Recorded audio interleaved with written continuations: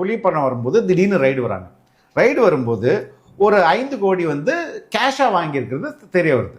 Okay, இதுக்கு வந்து சரி ஓகே 5 கோடி கேஷாக வாங்கியிருக்கிறது ஃபைன். 2015-16 2015 இந்த ரைட் நடக்குது. 2016-17 இருக்குல்ல, அடுத்த வருஷம் அது ஃபினான்ஷியல் இயர் முடியும் போது அதுக்கும் சேர்த்து டேக்ஸ் கட்டிடுறாரு. புரியுதுங்களா? அந்த எக்ஸ்ட்ரா இவங்க சொன்னதுக்கும் டேக்ஸ் கட்டியாச்சு. கட்டி அது முடிச்சாச்சு. முடிச்ச பிறகு 2017 2018 2019 2020 2021 2022 அப்போ எப்போ இவங்க 6 வருஷம் கழிச்சு ஃபைன் போடுறாங்க. ஓகே, இதுக்கு ஆல்ரெடி டேக்ஸ் எல்லாம் இப்போ எத்தனை கோடி டேக்ஸ் இவேஷன் எல்லாம் சொல்றாங்க?